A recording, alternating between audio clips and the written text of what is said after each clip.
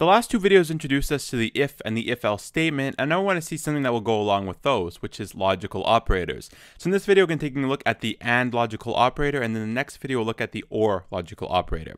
Now this is something you could add to make your condition a little bit more specific. So I'm going to go ahead and make two variables, right? I'm going to go ahead and make the integer variable x, and I'll assign that a value of 5, and I'll make the integer variable y, and I'll assign that a value of 3.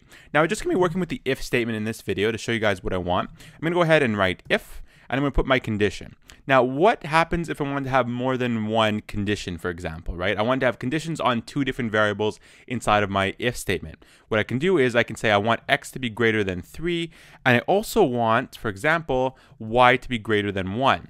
Now, I can't just go ahead and leave it like this. We're getting an error, right? It's a mess, right? It doesn't know what's going on. We need to use a logical operator to indicate that we want both of these things to be true, and we're going to be using the AND logical operator to do this. Now, the AND logical operator is not represented by 1 ampersand. It's represented by 2 ampersands. So right there, this means that you need both of these conditions to be true if you want this entire condition to be true.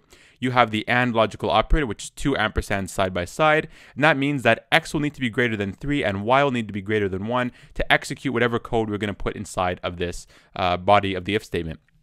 So go ahead and put some code right here. System print out, print line, the if statement's condition is true.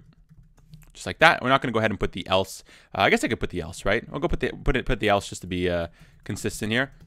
Put the else, and I can write system.out.println. The if statement's condition is false. There.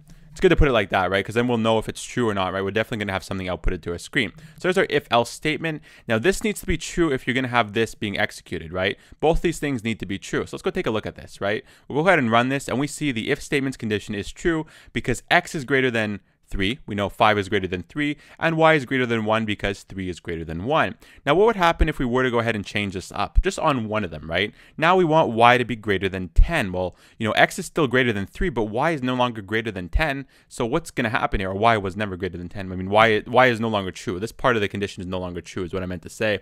Now what happens if we go ahead and run this? Well, we see the if statement's condition is false because you need both of these things to be true. If one of them is false, both of them are false. You know, I can go ahead and change this here now. It really doesn't make a difference. As long as one of them is going to be false, you will not be able to have a true condition. So this entire thing is looked at as, you know, one condition, right? So if the whole thing is true, then you get the true output, and if just one of them doesn't have to be, they could be, you have like 50 of them, right? You can put as many of these as you want. I also wanted to make that point here. Let's go ahead and show you guys that. So I'll put integer z, and I'll make that 10, and I can go ahead and put these back to normal, and I go ahead and put and I can put z is greater than 100. So we can have as many conditions as you want. Just keep putting these double ands, double ampersands to represent the AND logical operator. And we see that I can go ahead and run this, and I'm going to say the if condition is false, because even if two of them are true and one of them is false, you still have one of them that's false, and they all need to be true in order to get a true result. So that's how we work with the AND logical operator. And we're going to see the OR logical operator in the next video. If